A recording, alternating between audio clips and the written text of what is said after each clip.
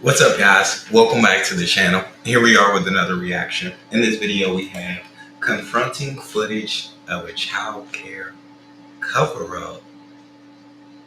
Nah, y'all know we don't play about the children. We play about a lot of things and we'll let a lot of things slide. We don't play about the children. Here we are with the current affair. Before we dive in, if you guys happen to enjoy it, please don't forget to subscribe. Give the video a thumbs up. Also, if you like to support the channel further, in the description there's a Patreon link, there's a premium request link. Hit either link, make a suggestion. Let's see what we got. Hello, I'm Ali Langdon. Welcome to A Current Affair. When Rosie and Gary got a call from Childcare to pick up their son Luke, they had no idea what was about to play out.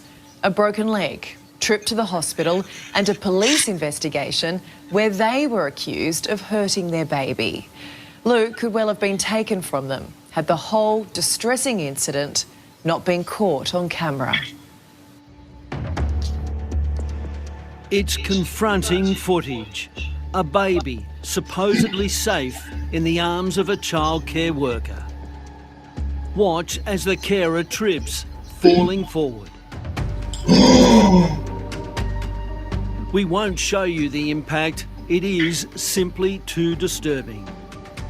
The baby bursts into tears as the carer gets to her feet, picks the infant up and goes about her business. And this is the child care worker, Mira Jane. Are you worried you might go to jail, Miss Jane? I think she should went to jail. This is a story that shouldn't have to be told. It's the story of a care worker who covered up this horrible incident, leaving the parents to initially cop the blame. Wow. I understand tripping. I understand falling. I've never done it. I mean, I've stumbled with my son in my arms. I don't think I would fall like that. But I mean, you can't. When you fall and it's not too much, you can decide on how you land.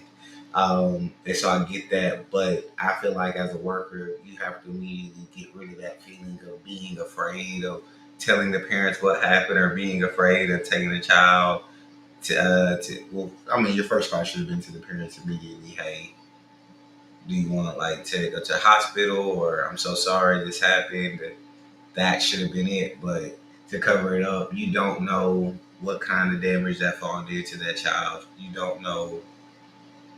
And so for you to not say anything, that is your fault. It was guilty until proven innocent. It was horrifying. No one deserves that. A mother and father, loving parents who came so close to having their little boy taken off them. I'm trusting someone else with my baby. And for them to just let down my trust like that, that's... So what happened? To look at 8-month-old Luke today, you'd never imagine that he was at the centre of a major police investigation. 8 months old? Oh, if I fell with my son like that at 8 months old, like I said, it happens. I'm not judging the fault. But my wife was packing literally, and I mean literally. I might not have made it to the next day. I might not. One thing she don't play about is her son. She loved me to death, but she don't play about her son. By law, we can't identify the young family. We've given them pseudonyms. I got a call from the centre saying our son had been out of sorts, and I said, oh, I'll come and pick him up then. Luke had been at the Play-Based Early Learning Centre at Dapto, south of Sydney, when his mum Rosie got the call. When I picked him up, he was visibly out of sorts. We put that down to teething. He was still out of sorts the next morning. And I went to change his nappy and I noticed there was a bruise on his knee. I went, oh, that's a bit odd. And then I realised he was kicking his left leg and not his right. Oh, wow. Gary and Rosie took Luke to Wollongong Hospital, expecting him to be x-rayed. The hospital done a visual check. They said they didn't want to expose him to radiation, being at such a young age, if they didn't need to. I get that. They were sent home with Panadol and told to see their local GP if Luke's discomfort continued. So we straight away booked into the GP, He had a look, he sent us straight for an x-ray. It was discovered little Luke had what's known as a green stick fracture to the top of his femur. The young family was on the way back to Wollongong Hospital when Rosie called the daycare centre with a simple question. Can you please go back to the staff, look at the cameras, please? Can you let me know if you find anything?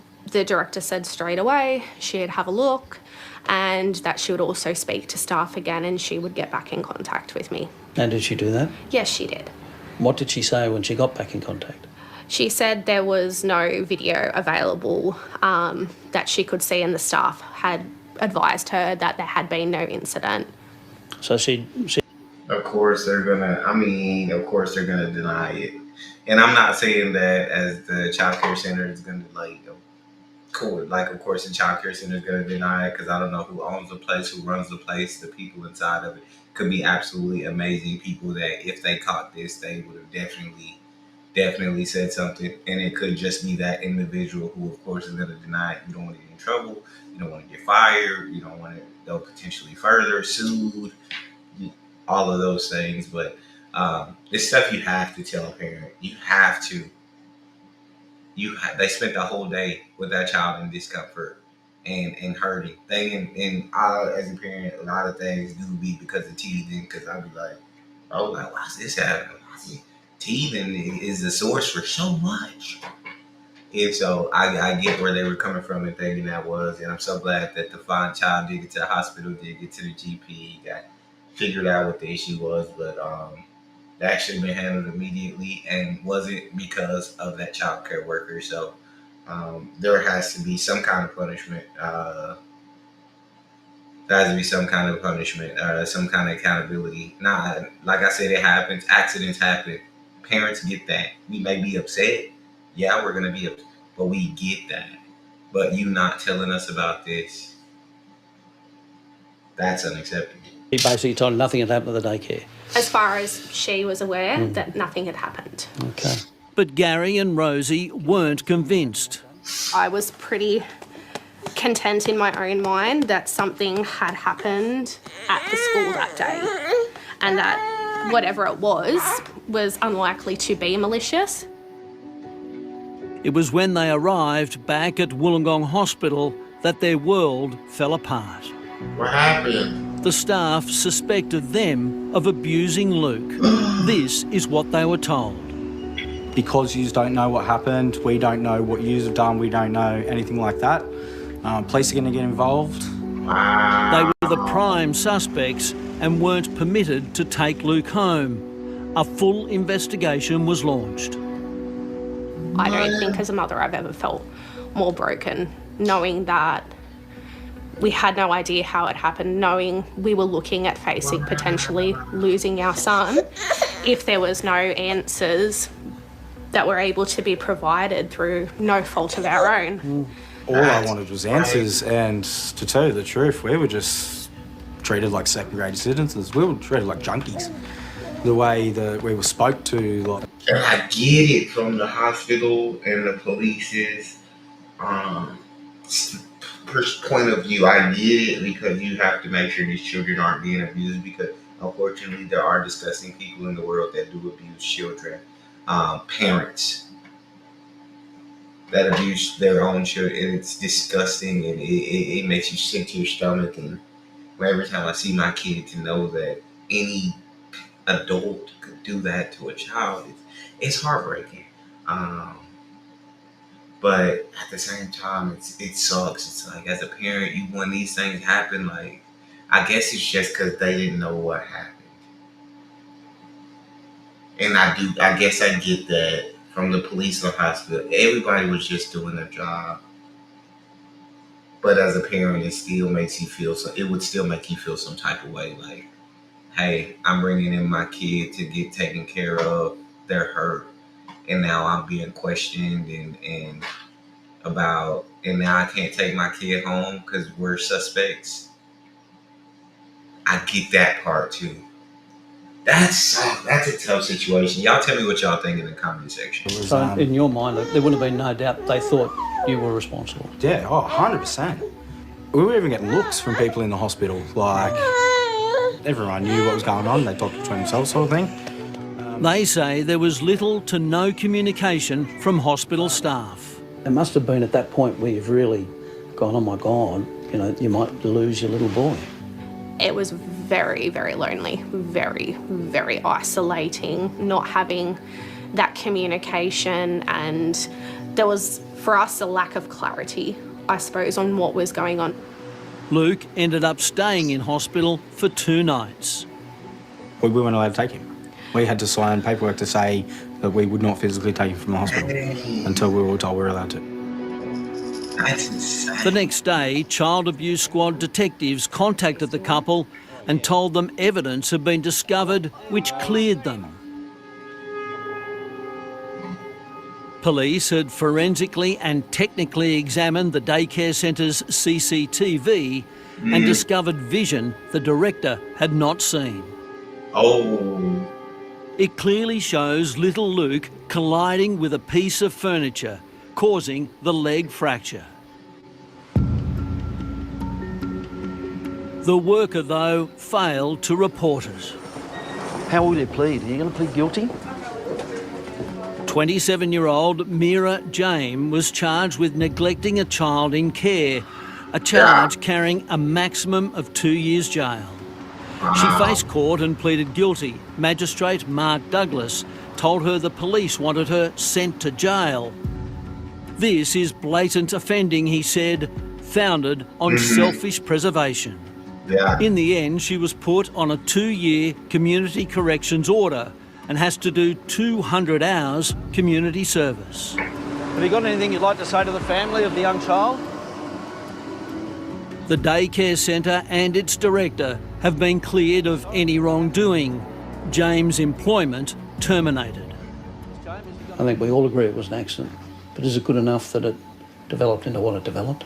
Oh, not at all. He had a broken femur for a week before A anyone week? knew anything. Within hours. Yeah. A week. Oh. I'm just imagining like a week of me not being able to tuck my son in the bed. And he's only 10 months old, so it's like theirs is only 8 months. So it's like, yeah, you get a break from him for a night, that means spend a night somewhere. But you never let your 8-month-old child like go for a week. Like unless you just like it's a work thing that you have to do, or like maybe you have to go on the road, you have to travel, anything like that. Completely understand, completely get that. But like usually, I feel like a week that's a long time, and so it would for me it would destroy me. Like a full week away from my son, bro. Like I would forget who I am, bro. I think I don't know. I'd start getting down. But yeah, she has a face. The judge and the courts gave her consequences: 200 hours community service, 2 years. I guess if that's like probation, I'm gonna assume that's what that means. Like 2 years probation.